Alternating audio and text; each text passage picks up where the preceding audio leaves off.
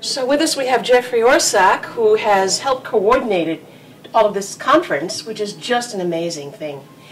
Why did you do this, and what is the entire purpose of it?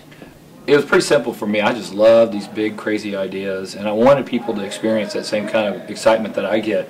And so we looked at TED as a vehicle for sharing ideas from all over the globe with people in our community in a hope that they would be reinvigorated by ideas and go act.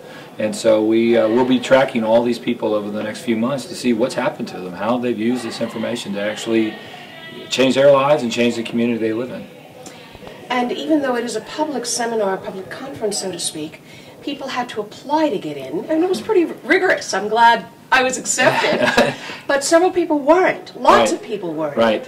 What is your plan for continuing this? Well, we hope that the enthusiasm that we're seeing today allows us to continue doing this for years and years. I mean, we have a waiting list that's a mile long, and it's a shame that we couldn't accommodate everybody. But part of the magic is to create a sense of community and bondness, and you can't do that with 10,000 people in the room. So we really intentionally operate with a size that we think is manageable, and then we put a pretty high threshold for people to attend. As you pointed out, you have to write an essay to get in. Maybe the last time most people did that was on their college admission exam, and we review those carefully, and we really try to find people that love ideas and will actually use them to change the world. And there's a question that you have posed as part of the theme for the conference.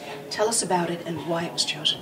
Well, we chose what will change everything because we did not want to put limits on the people that came here. We wanted, and we knew people would be coming from all sorts of different backgrounds, from the arts, science, business communities, and we didn't want to prescribe how they should interact with TED. So saying what will change everything really becomes a personal statement and a personal affirmation. And so while it sounds like it's a generic question, when you attempt to answer it yourself, you're answering it from your own perspective.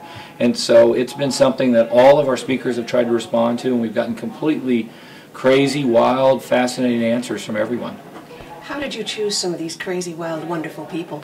Well, one of the great things about being in academics is that you get to know people with ideas, and so it's just part of the Rolodex of life. And we talk to people from all over the country to find out who is it that's really doing something that we think is worth sharing with our community. And so we had a very long list that we then whittled down to about 20 plus today, and they're still going on right now, and it's just fantastic. In terms of that question, what will change everything? Apply it to you. How does it apply to you? Well, I hope that I'm kind of a living example of all of this. That I think my personal calling in life is to bring ideas to people. That's why I went to become an educator and a professor and a dean. And so to be able to continue this and to kind of do it on a scale and with the kind of verve that TED brings is just a magical personal experience for me. So I hope I never stop finding ideas that I think others should know about.